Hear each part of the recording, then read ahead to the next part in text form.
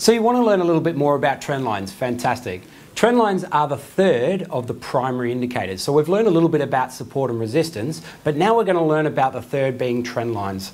Now, trend lines are basically the same as support and resistance, except they're sloping. So there's a couple of different trend lines that you can draw on your charts. The first one is an uptrend, and obviously the second one is a downtrend. In this example on the pound versus the Australian dollar, we can see that the market's moving upwards. But when we draw in a trend line, that will give us a bit more clarity as to where that trend line is. So if we go down to our drawing tools and we click on trend, all we need to do is click on where we think the low is and then find an area that we think the trend ends. So if we click up here, we can start to see that each time the market reaches this line, it goes back up in value. Again, it comes to this area here and starts to go back up again. So there's a number of different ways that we can trade off the back of these trend lines.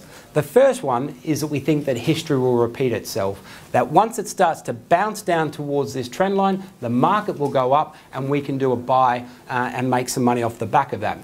The second way that we can trade off the back of trend lines is if we have what we call a breakout.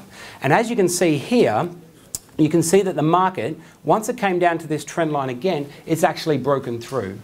And here, this is actually what we call a technical breakout.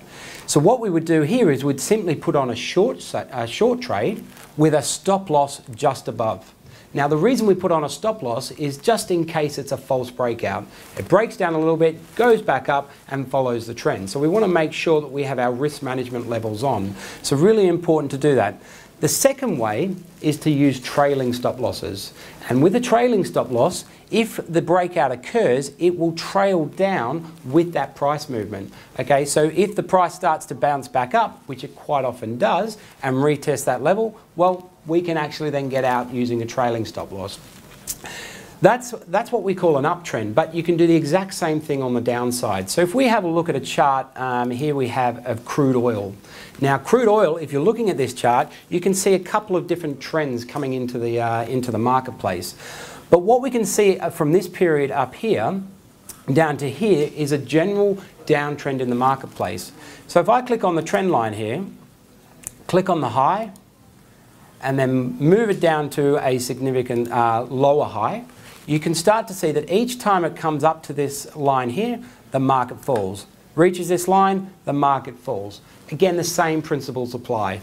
If the market starts to reach that level, we think, okay, we think the fundamentals are still down. We will do a down trade or a sell trade and try and profit from that bounce.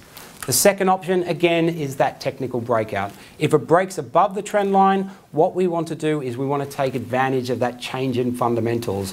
Obviously, something's happened in the marketplace, which is starting to push the price away from that downtrend, and so we want to get on the back of that particular price movement. So again, buy opportunity just above that trend line, but make sure that you put those risk management levels in and put a stop loss just below. So there's two ways that you can trade off the back of trend lines. Go ahead and have a try for yourself, and I'm sure you'll start to find some trading opportunities as well.